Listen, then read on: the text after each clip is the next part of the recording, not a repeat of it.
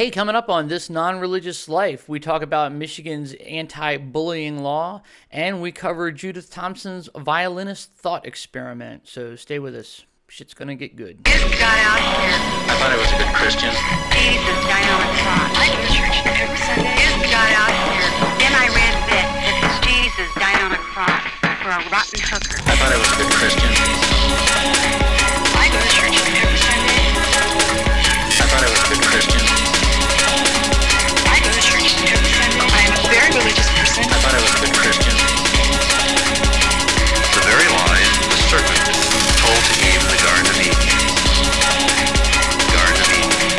Garden of Eden.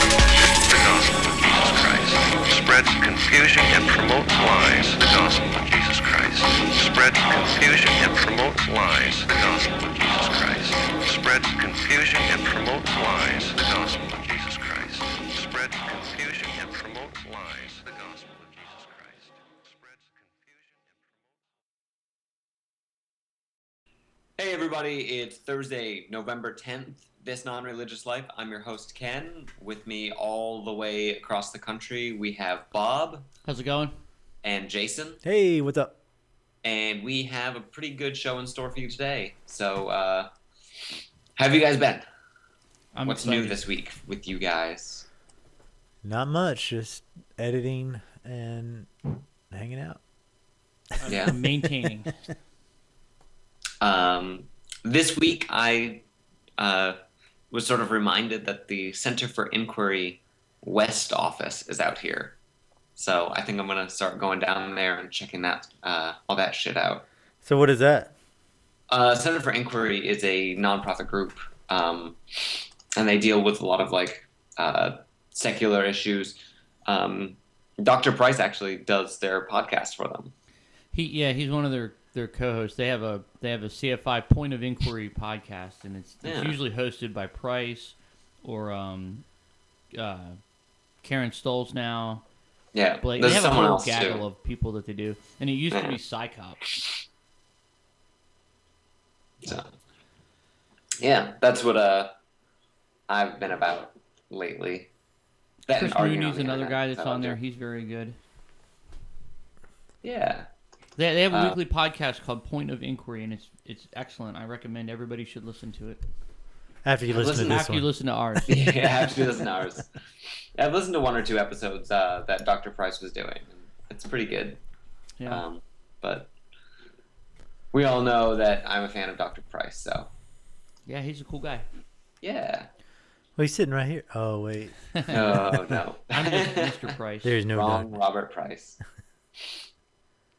Awesome. I want to give a quick shout out to all our new G Plus, Google Plus followers that are hooking up with us on Google Plus. Welcome to the show. Thanks for your comments on there. And if you have any comments, please share with this one. Thanks. Yeah, that's exciting. I feel like we've gotten a lot of attention as far as downloads is concerned, so that's great. I mean, a lot of our episodes seem to taper off at a certain number of views, but as anyone's probably noticed lately, I've been trying to get a sort of Watch It Again Wednesday thing going, where I repost older episodes, and I reposted the Dr. Price episode and noticed that it was rocking almost 1,000 views. Yeah. So that's excellent. So yes. So even if you this is your first episode, stick around and we'll be posting older episodes and you can go back and watch those. And, hopefully you don't die of boredom. Way to sell it, Ken. Yeah. Woo! And so the first thing I want to talk about today is I just came across this. It's about a month old. But in Italy, back in October, there was this big Catholic mass in the city of Viareggio. My Italian is terrible. I'm sorry. I apologize now. But this this man, Aldo Bianchi, stood up in the middle of mass and tore his own eyes out. What the fuck? Yeah. Oh man, Yeah. that's some religious fervor right there. Yeah. Apparently, he was in, like, it was the middle of mass, and he started hearing voices telling him to mutilate himself. Really? Well, Yeah. Was it the people behind him? Maybe that's a sick joke. all right. So Yeah, I know. Sorry. clearly, this is an instance of someone who is mentally disturbed. Yeah. And I don't, as much as I'd like to, I don't think this is something that you can lay at the feet of religion, because he would have probably found something else to, open the doorway for him to do harm to himself. It's just religion provided that convenient doorway, and I think he'd have probably found something else, anything. Yeah. But what is the media, and what are people saying? I mean, I know everybody, since he was in church, they're probably linking it to religious bindings or whatever. What is the media saying why he did it? I'm only finding one article on it, and it's written on Examiner by Michael Stone. It was the National Humanist Examiner, but I mean, I don't know, it's some pretty crazy stuff. Yeah. Like, the really kind of funny part is Matthew 5:29 says, "If your right eye causes you to sin, pluck it out and throw it away. It's better to lose one of your members than your whole body to be thrown into Gehenna." Oh, he plucked out both his eyes. Both his eyes. Maybe he was just hedging his bet. Like, fuck, lose one eye, and maybe I'll get out. But maybe if I rip both of them out, that's a surefire way to get into heaven.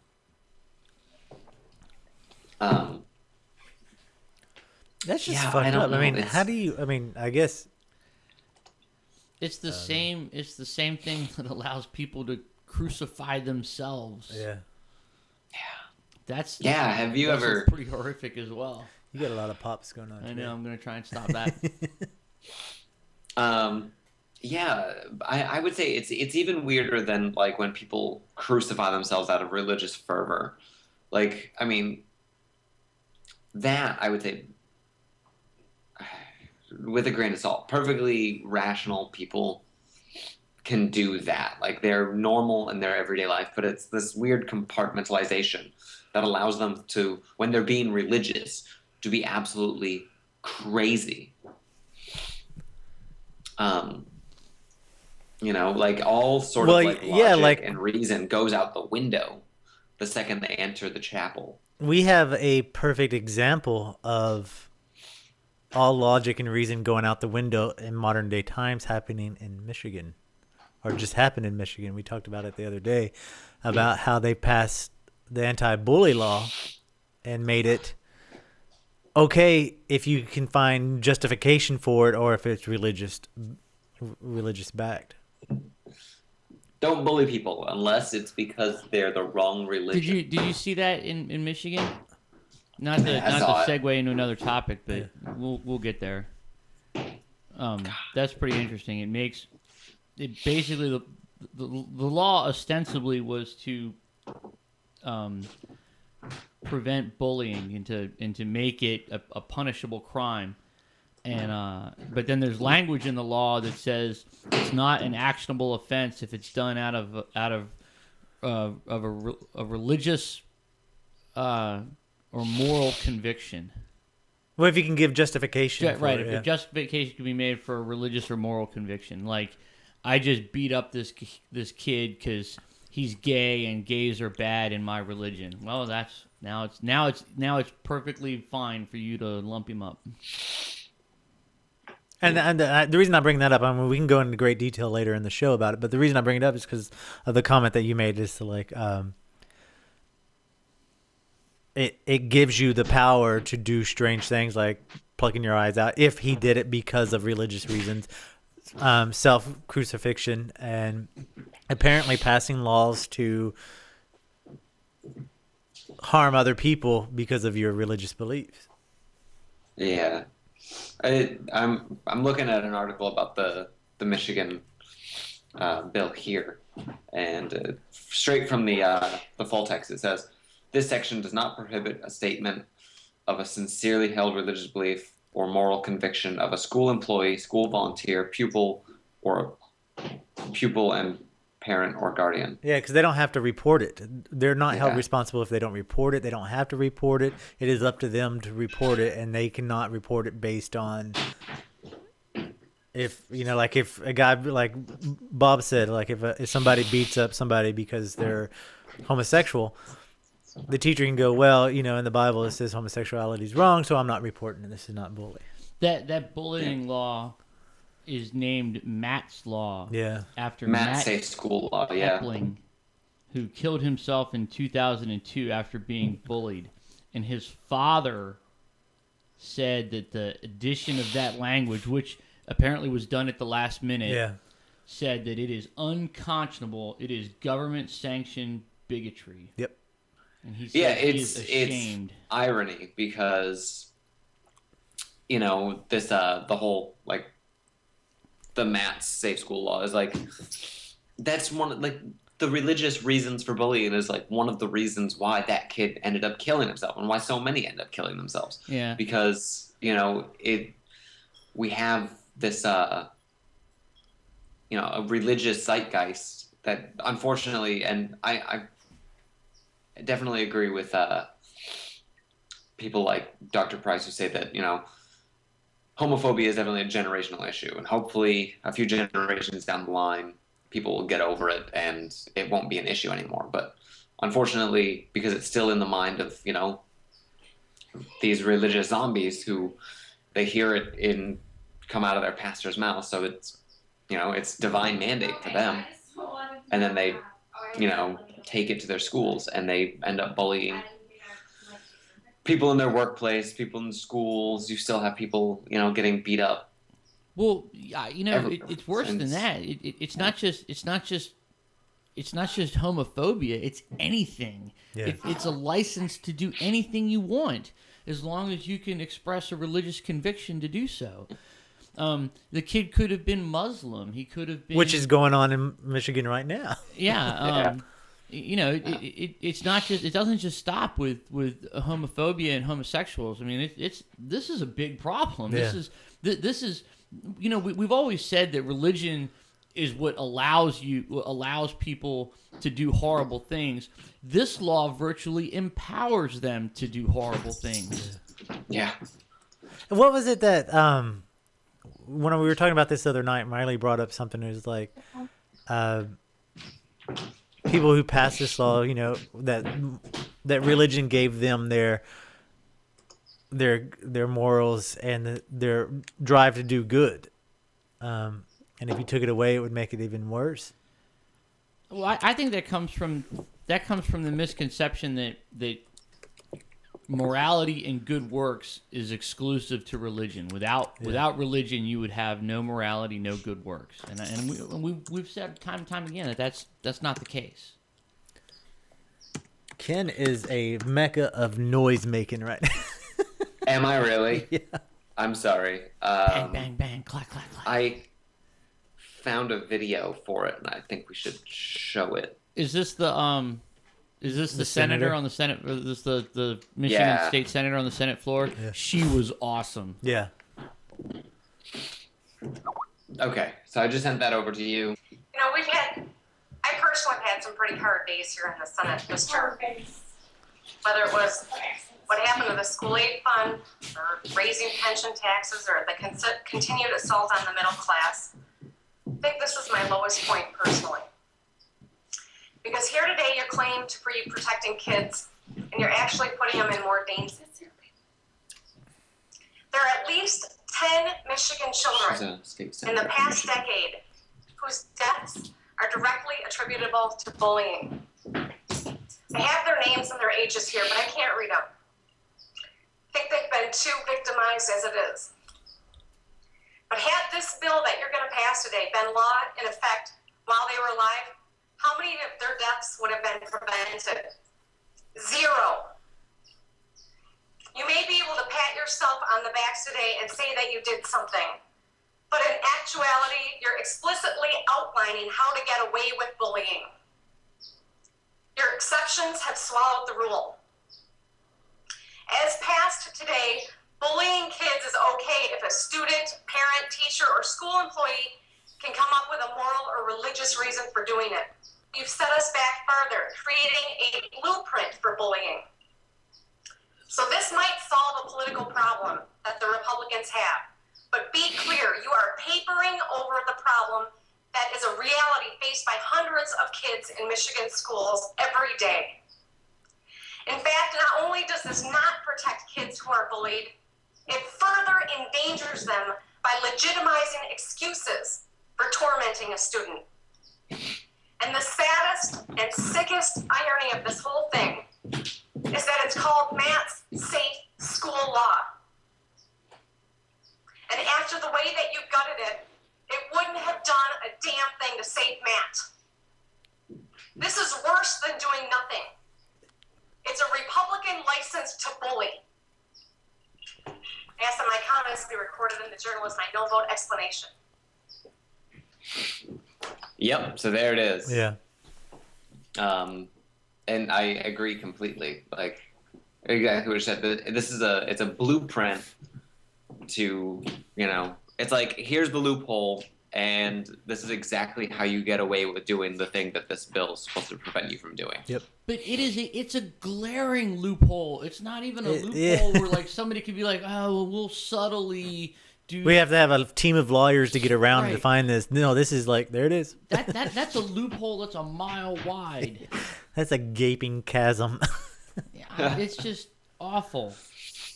And I can't believe that there's a state legislature that's sitting around patting themselves on the back. Oh, look what we just did. Good job. Yeah. We really accomplished something. No, you didn't. In fact, I would say that law has made it worse. Yeah. Yeah. I would agree. I would agree with this. the fact This that it made it worse. This law and the one they just passed to have debates, or they're working on what we talked about last week about the "In God We Trust" motto.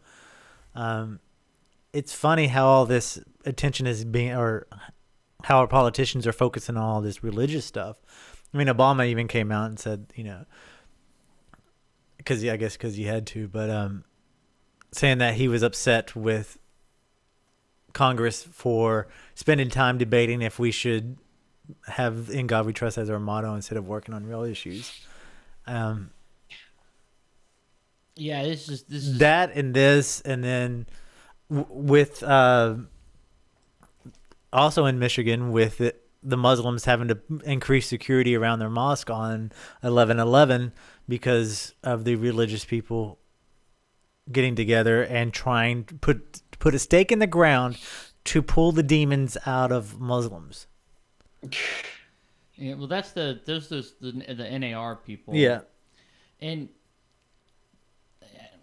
I don't know, man. I mean, the last time I heard anybody publicly in mass groups talk about putting stakes in the ground, they were burning them in front of people's lawns. Yeah.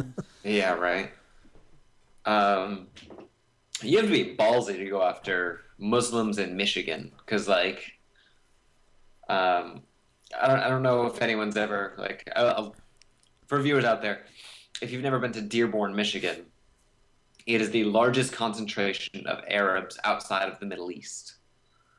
And some of the best falafel you will ever eat. I love falafel. I'm not exaggerating. It's odd that Michigan is becoming a Muslim cultural center in America, which is odd. I don't understand that. But to my way of thinking, the Muslims are as equally off their rocker as the fundamentalist Christians. Or I'm saying the fundamentalist Muslims are as equally off the rocker as the fundamentalist Christians. And religious moderation, either way, just opens the door for extremism in whichever direction. So, they're to my way of thinking, they're both equally wrong. But the thing is, they're equally protected. They have the right to be wrong. I can't tell them what to think or feel or how to behave. Whereas each group is telling the other how they should think and behave. Yeah.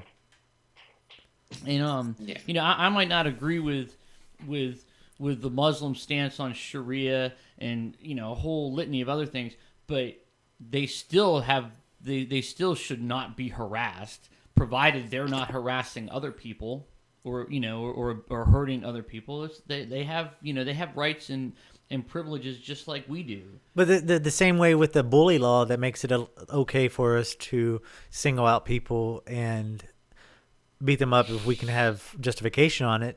The war on terrorism and the Terrorist Act gives us the right to go after people who may be part of the same culture as what the terrorist gave birth, was born out of, for us to attack them and to do, COINTELPRO type stuff through our government, and for us as individuals to say we don't want Muslims burn, Yeah.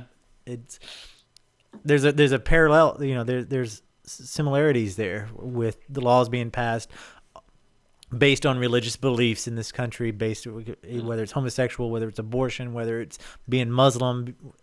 If you're not a Christian fundamentalist, if you're just not a Christian, it seems like they're stacking the cards in their favor so they can be able to. Oh yeah, absolutely. That seems precisely what they're doing.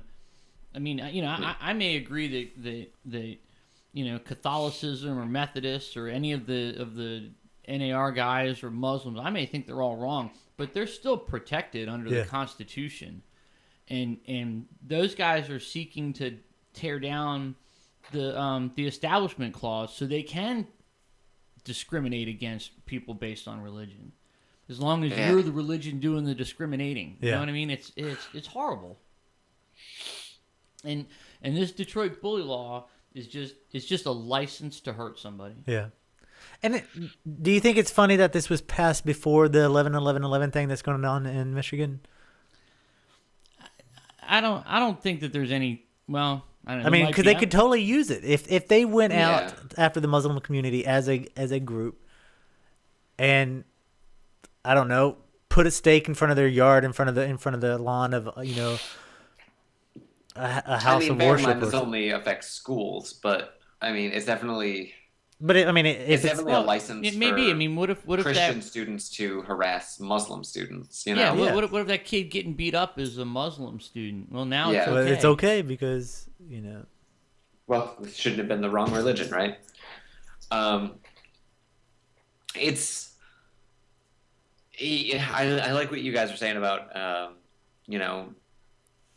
there shouldn't be any bullies unless I'm the bully. That's the sort of mentality that this is. Like, it's wrong to bully unless I'm the one doing it for my religion. And I find it's the irony of complaining about bullies, but then I guarantee, like, if this little segment of the bill wasn't in there would be someone complaining about religious discrimination against themselves, and that's that seems to be the ace in the hole for the religious right in this country. Is if something doesn't go their way, then they start crying discrimination. Oh, you can't you can't legalize gay marriage. That's discriminating Christians. I don't understand how. I don't understand. It's very weak, terrible logic, but that seems to be the game plan. Well, I've noticed the religious right, they seem to always want it both ways on all issues. No matter what the issue is, they want it both ways. There's never any concession on their part, or there's never any. They always want it both ways, whether it comes to discrimination or homosexuality, gay marriage, evolution, abortion. They always want it both ways, and both ways is their way is right and you're wrong. and you're just gonna have to get over it. I mean, Yeah. Well, I think in 1948 there was a term that was invented to describe that, and that was called doublespeak. yeah, probably. Yeah. But you know what I mean? Like, so here it is, like with the bullying thing, like, oh, we don't want to get bullied. You know, you have to protect us. Only when they're doing the bullying, now we're discriminating against them. It's they always want it both ways. Always, always, always. Yeah. Yeah. It's true. It's so frustrating. You Because see it in you the, see it in every aspect of of modern life. I mean, in almost everything. You see, and it's not just the religious right. It seems like it's a staple of the right in general. I don't see get it. I think it's too most heavily in prevalent. politics, but it seems like it's just the nature of conservatism is make a concession, and when they come to meet you, take 2 steps back. Yeah. You know, and hope that they'll come to meet you again, so that you can take 2 steps back. I think it's most evident in the you see it a lot in the in creationism, when they're trying to push creationism in schools. And so, you know, like, people with clear heads say, well, look, there's science and then there's religion, and creationism is a religious viewpoint. And so then they come back and they say, no, we're going to swim in the same pool. We're creation scientists. And then when real scientists, you know, dispute or you know, destroy what the creation scientists say, then they're being picked on. Yeah, it's discrimination. It's I still haven't watched it fully because I can't stomach it, and it's sad because it makes me really fucking hate Ben Stein. But He's his the worst. his movie Expelled, Jesus Christ, man, like, Yeah, it's he's yeah, it's just the crying discrimination the whole way home, you know. Oh, these teachers were you know, sacked for their religious belief. No, it's sacked because they couldn't do their fucking job, like, and they let their personal lives interfere with what they were doing, and they were bringing nothing to the table, you know. Like, you know, there's the what was it? There was that one professor on there who's like, you know, he wasn't sacked because he was a Christian. He was sacked because he never published a single article ever, you know. And that's what universities want. They want professors who are going to contribute something to the academic community. So, yeah. You know, I'd love to play hockey in the NHL. That'd be great. And given the opportunity, I would go out and do it. But I'm not going to complain when, you know, Ovechkin turns me into a decal against the boards because he's such an awesome player and so much better than me. Oh, you got me because you're better than me. That's not fair. That's just horrible. Right. That seems weird. I'm trying to think of a good analogy. I like the hockey reference. However, my team's not doing so well right now, which I'm very upset about. By the way, You didn't pray hard enough. I didn't pray hard enough at all. You know, my team in baseball gets knocked out in the middle of the playoffs, and then I'm not talking about it. Yeah, I have no idea what you're talking about, anyways. So sports. When Yeah. at the beginning when you were talking about a news story coming out of Italy, I thought you were going to go with the man that burned the Bible during Mass when they were naming a saint. Really? Did you see that? No. Yeah, What this is guy. this? It was in the Vatican, and they were having a Mass, and they were going to name a saint.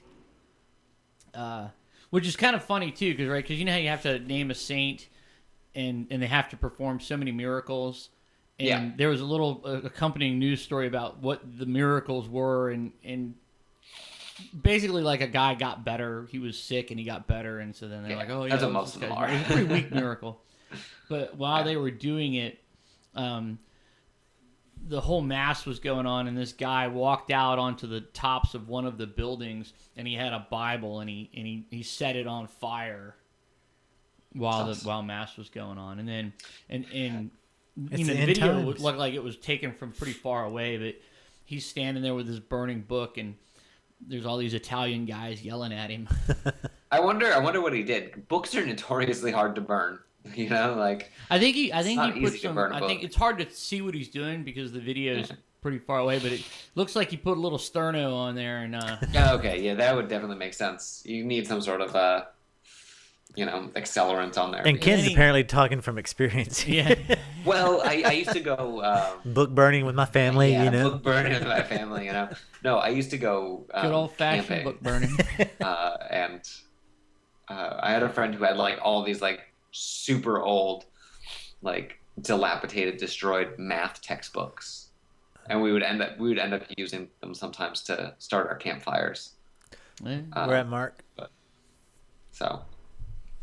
Yeah, Books are I hard to thought burn, that's is what where I'm you were trying going to to say. go with that. I And don't then know the how guy Christians got. have figured it out. But I don't think he was charged with anything. I don't know if he was, but then all the Italian guys yelling at him helped him over the wall, and he got ushered away. So, okay. In America, if you burn the flag, is there repercussions No, legally? No, it's freedom of speech. Yeah.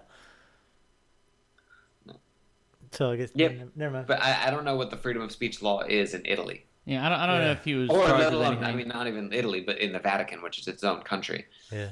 Which Ireland pulled out their embassy. Yeah. Really? Yeah, because of Yeah. the sex I- scandal stuff. How? They said they don't want to be a part of it because of What is your embassy at the Vatican? The Vatican's like a couple blocks, if that. But It's every this country tiny pretty little much section has. of like, Yeah. like is your embassy a hotel room? Like, like honestly, the Vatican is tiny. Like you could walk Yeah, it's across fairly the entire large. country. It's in, pretty like, big. It's a bigger few than you minutes. think. I think it's I don't pretty know. awesome that they pulled out based on Oh, that. I wanted to bring this up because of last week's topic. We're talking about Halloween and stuff. Dr. Robert M. Price, he does like essays that he writes and sends out on his mailing list. And last week he sent, or this week, I guess, I don't remember when I got it.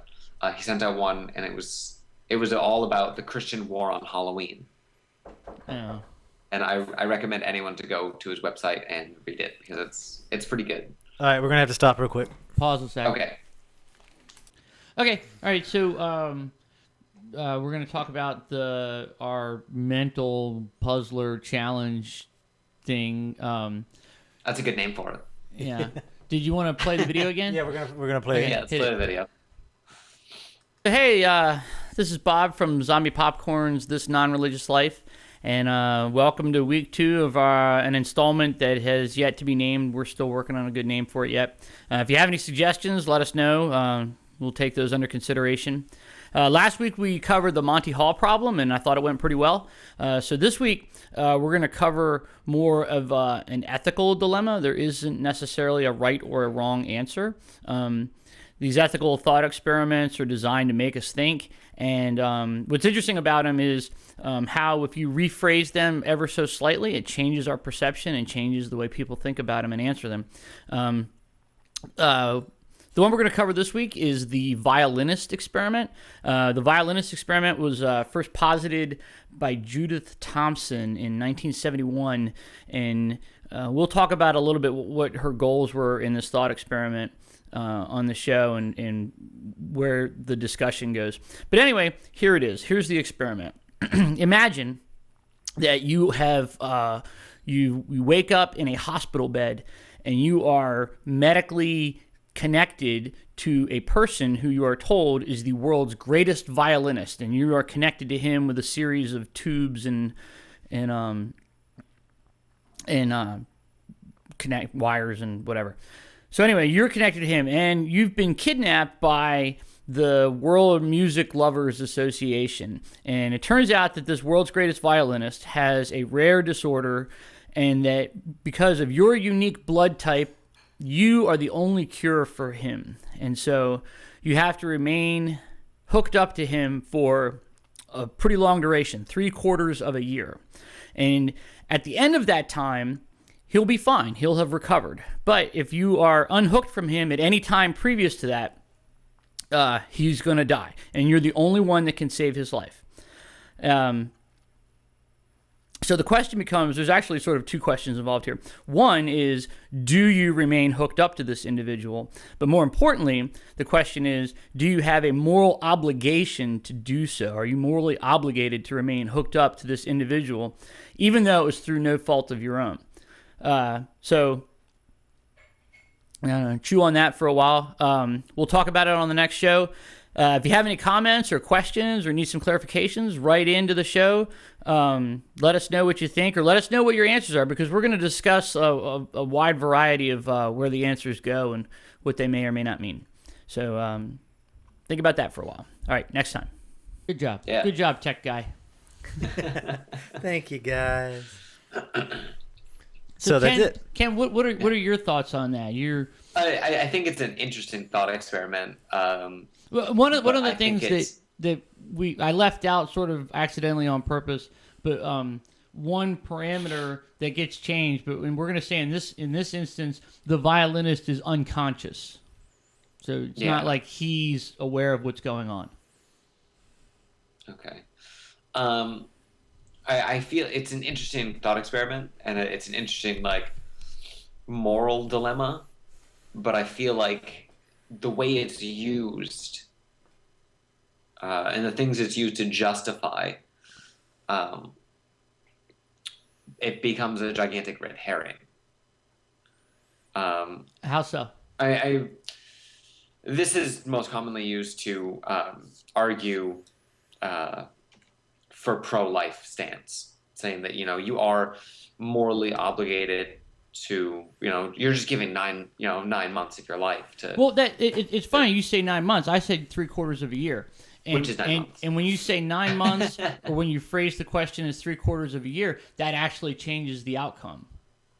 Because Yeah. when you say 9 months, people automatically think pregnancy. But if the question is phrased 3/4 of a year, the percentage of people that feel that you have a moral obligation to remain hooked up, that falls off. Yeah. It's. But the original purpose of the argument was the experiment was to argue the moral permissibility of abortion. Yeah. Well, Clocksboy, if I'm saying his username right, from YouTube, left a comment just this morning saying that it seems the situation itself forces you into the spotlight. Do we ignore the influx of media coverage making you famous for even having such a choice? Do we ignore the fact that the violinist is probably rich and will reward you with the money for saving him? If not a reward, then you simply could ask for the money in return for his life. Is it immoral to ask for the money when in such a unique position? Am I totally ignoring the point of this dilemma? It's possible. No, he brings up good questions, and so here are my answers. Or her, we don't know. Is that one? There's no reward, and two, there's no media coverage. There's no fame and fortune. There is no reward. So it's just you wake up, it's there. You have yes or no answer, and that's it. And look, I'm not trying to be unfair about it. I'm just saying this is a moral dilemma, a thought experiment. It's supposed to put you in the box. Yeah. It's supposed to put you in the corner and make you uncomfortable. So but then again, so now it becomes a scale of economy too. What if you phrase the question, and you get $1 million, or what if I phrase the question, but another group pays you $1 million to unhook from him anyway? You know what I mean? You can throw the money either way, and that will sway the results. Yeah, I mean, it's. I just find there are so many variable points in it. I really just don't think it's applicable to the idea that you can make this equivocal to abortion. But then in the original, the way it's done is that it's used for the argument of when someone is raped for the argument to have an abortion when someone is raped. Yeah. And the original framework of it is the violinist is unconscious, so therefore he or she is innocent when hooked up to you, making the violinist equivalent to the fetus. They are both innocent and have no say in their predicament, So you both have this life hooked up to you, both the rape victim and you having the violinist hooked up to you. So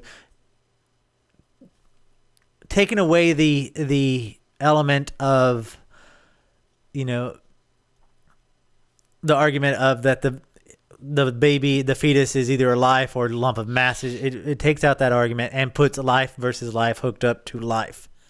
What do you do? Well, right, and you're right, and she phrased the argument. This is Judith Jarvis Thompson. She phrased the argument, and she specifically wanted to think about abortions in the event of rape. And one of the criticisms was that anytime a woman has sex, she should know that pregnancy is a possible result, and so they call that she's just by engaging in the activity, it's tacit consent, and there's arguments, that doesn't hold up either, but still the point is to think about it. Yeah, if it's all right to unhook from the violinist, why is it not all right? I mean, if you say, let's just say Bob says that he would disconnect from the violinist. With that thought process, do you hold the same thought for a woman to disconnect from the baby? Well, I mean, I don't. I'm not saying that you hold these beliefs. I'm just using it for example, and that's how the parallel should be. Is it consistent? And one of the things that she's trying to get at was she was trying to separate the right to life from the right to that which sustains life. So everybody has a right to life. However, you do not have a right to my body to sustain yours. Yeah. Yeah. And that's the crutch of the issue. That's the foundation of the argument. It's not whether the baby's live, dead, mass, cells, whatever. It's there was a group that did they looked at this question, and they did it in 4 different iterations. One was it was you and the violinist, and then there was another scenario where it was you and a half sibling, and the results changed. And then there's relation, yeah, right. And then there was another scenario where it was a third person and the violinist, and then a third person and their half sibling. And in each case, the results changed. And they phrased it as theirs as 3/4 of a year and not 9 months on purpose. So what does that say? Okay, just going on the study saying that a majority that their views change on what it is to sustain life. Say, like, if you're just hooked up to the violinist and you're saying, well, no, we can cut it. But if it's a sibling, we can't cut it because of whatever emotional bond that you have with that sibling that you didn't have with the violinist. What does that say as a culture or a society or as the individual when it comes to the right of, Well, that's an argument to shoot down the thought experiment where it's stranger versus offspring, or there's a degree of relatedness. Yeah. And some people would argue that there is no inherent obligation due to relatedness. And I don't know if that's true or not, but where does that obligation come from? Well, it's the same concept of, I mean, not the same. It's a similar concept of how we as a U.S. society, as a culture, view our companion animals, our dogs and cats. We have a relationship with that animal. Well, right, but there's relationships and there's things you're willing to do, because that's one of the things in the thought experiment where she says if you do remain hooked up to the violinist, it would be a generous thing to do so. But not. But are you obligated to? So here, think of it another way. If you have a child and they require, say, a kidney transplant, are you obligated to donate a kidney? I think most people would say no, that you're not obligated to do so. But so fuzzy lines in the sand. Yeah. And the religious right, they tear this apart because they see things in black and white. So they're saying that it wouldn't you are morally obligated to stay connected to the violinist as equally as you are obligated not to have an abortion. Yeah, I believe that's their standpoint. And it's, I mean, like Bob said, they see things in black and white. And surprise, surprise, like we always say on here, life is nuanced. It's, it's shades of gray.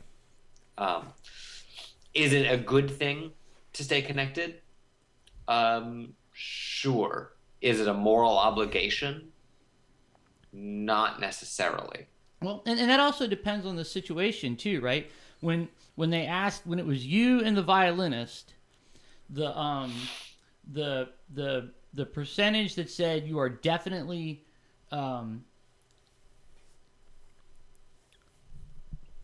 character relationship, it was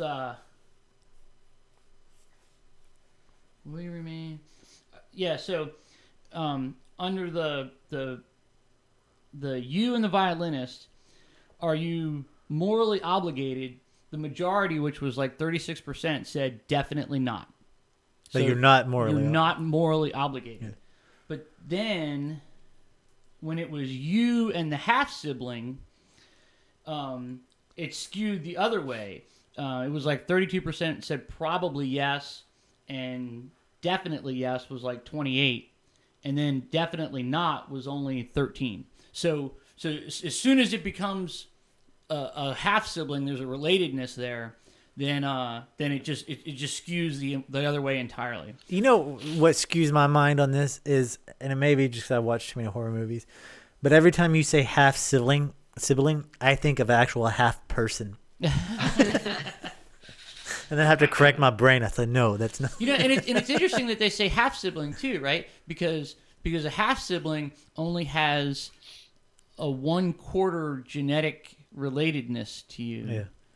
And I forget who was there was a philosopher that said that he would give his life for 2 brothers or 8 cousins.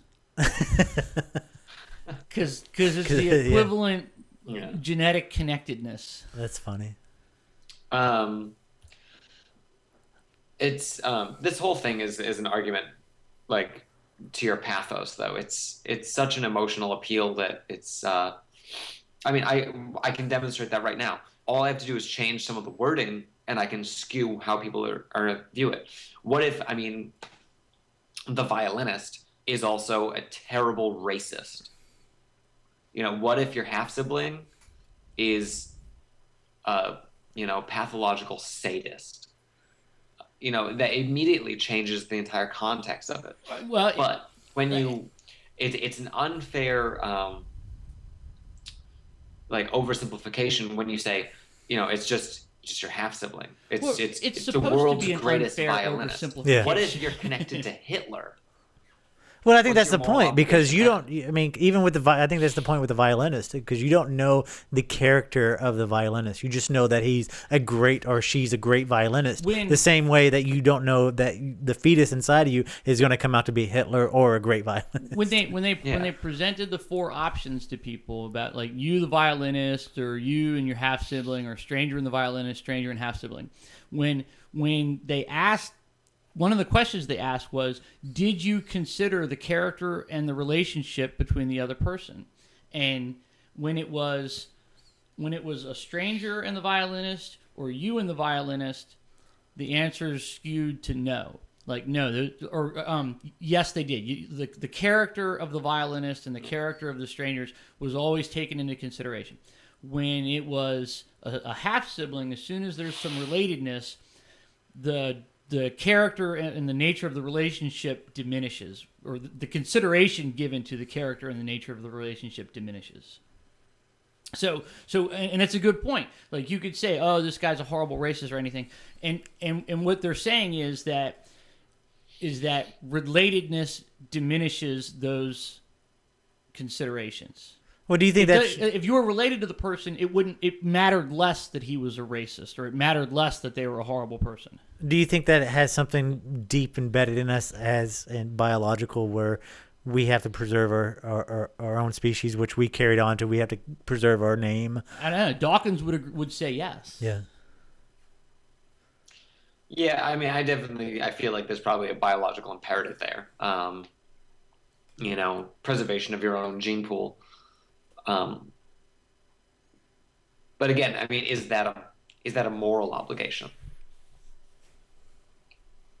Well, I mean, they're not trying to establish whether something is an absolute moral obligation or not. They're trying to establish how we think about it as a moral obligation. And if there's a consistency between the two similar... Right, and it turns out it's inconsistent. Yeah. Which, I think most people would agree that it would be inconsistent. But it's when you become fundamentalist about whatever it is. If you're the fundamentalist music lover that wants to keep the violinist alive, there is no other option. You got to be hooked up. Just the same way as if you believe that abortion is morally wrong, there's no other option. You have to have that baby. Mm-hmm. Yeah. And so one of the things I did some reading about like what the Christian fundamentalist answer to this type of situation would be, and they throw a lot of scripture around, but I could see where the dialogue breaks down, and here's why, because you and I may talk about it, and we may realize that it's a dynamic and a fluid thing, and it depends on a lot of other variables, and it depends on a lot of other things going on. And we may change our mind, we might say, oh, well, that's a good point, Ken, and that's a good point, Jason, and we may think about things differently. But to the fundamentalist Christian, there is no changing their mind. And the reason is because to their mind, to their way of thinking, they didn't make the rules. Yeah. Like they're thinking, like, and in fact, if you look on Answers in Genesis, they have a section about like how to debate an abortionist. And it tells them the thing to keep in your mind is that the abortionist thinks that these moral laws are the same as like the laws that govern traffic and stoplights and they're written by man and can be changed by man. And they say that these moral laws are God's law, and we didn't write them, we didn't make them up, we just abide by them. So what kind of dialogue can you have about that? You get. Yeah, it's really hard. And it's something like whenever you're talking about like a discussion about these things with anyone who is a fundamentalist, dialogue becomes very difficult because they are embedded in this like I don't know what to call it other than just a trench, like they are entrenched in their belief that and you can't sway them one way or the other. Reason has no effect on them. Logic has no effect on them, because they have these neat little apologetics that they can use to deflect any sort of argument away. The second you say, "Oh no, it's God's moral law," it's like, what does that even mean? Yeah. Like. I would say that even if you allow that the other person is entirely rational, with one exception in that they believe in this absolute law of God, you couldn't have a dialogue because the guy would just be like, "Hey man, they're not my rules. I didn't write them. I'm just following them." That you can't even change their mind about how to think about the rules, because to their way of thinking, the rules are absolute. This is what it is. End of story. Yeah. I don't even know how you would build a bridge, because a lot of times when I talk to people who are believers, I try not to be that guy that beats them up and gets into a shouting match with them. I really try But very, if you're in very Michigan, you hard. could do that. Huh? If you're in Michigan, you could do that. Right. Atheism is my religion. No, I when I'm in a discussion with somebody, I'm trying to build bridges. I'm trying to think about like how can I build a connection for the next time we talk, because I want them to think about something, and I don't want to get in a shouting match with somebody. And I like I said, I want to build bridges, but that's a chasm you cannot cross. Yeah. Yep. I'm looking for ideas. It's funny because even when you try to use their own logic against them, it's those apologetics, those mental gymnastics that they do to work around it. I've been in discussions with pro-life, Christian fundies before, and I always bring up Numbers 5:11 through 31, which is the prescription in Numbers. The pericope is called "Concerning an Unfaithful Wife," and it's saying that if a woman ends up cheating on her husband and becoming pregnant, this is the ritual that is done to force an abortion. It's a Bronze Age abortion prescription. So what is the apologetics answer for that? Because I'm sure, like Dr. Price always says, there's a spin doctor somewhere who's twisting that around. Typically, they aren't familiar with the verse. But I've had everything from, I'm taking it out of context, or, I'm not reading it correctly. That's not just flat out, that's not what it says. And it's like, it does, That's the worst kind of apologetic. Yeah, yeah. And, fingers in your ears and hum loud enough, it doesn't exist, right? And I got a taste of this actually over the weekend. I was in a discussion about the veracity of the Bible, and ended up arguing with a young earth creationist. But every time I would bring up something, he would just say, exactly those things. I'm taking things out of context. I'm not reading all of it. There's only one author of the Bible. It's God. It's scary. The complete lack of ability to rationally think things through, and I think that's the major obstacle in discussing anything concerning pro-life, pro-choice arguments, or evolution, creationism arguments, or biblical literalism, is that the people on the pro-God side get so entrenched in their own beliefs that they can deflect any sort of rational argument. Yeah, I'll tell you, man. Answers in Genesis is eye-opening and disturbing all at the same time. Get closer to the mic. Yeah, Sorry, that's their ammo dump right there. That's where they go to get these, these mental gymnastics. Is the answers in Genesis. People who are crazy, God, reading through their stuff. And anyone who's been following this show knows, we love going to this and reading through their stuff. Remember when we were tackling unicorns? Yeah.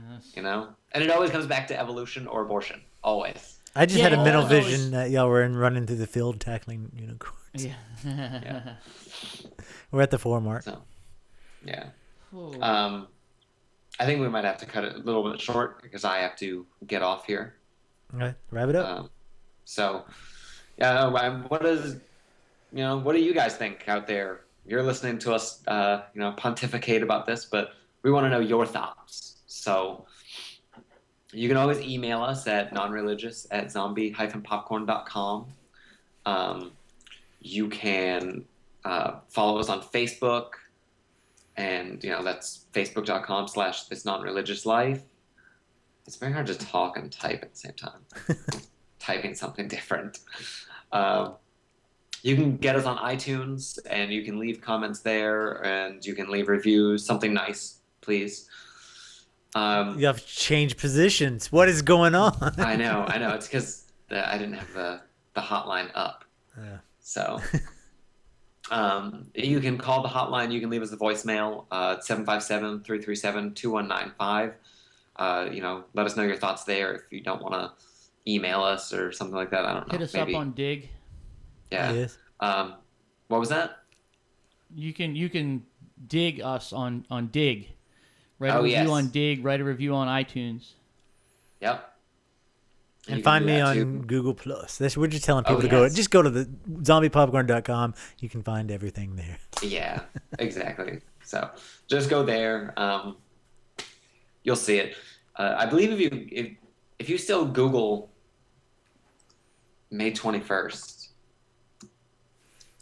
I want to see, because I know we were up there when you Google May 21st Doomsday. Oh yeah.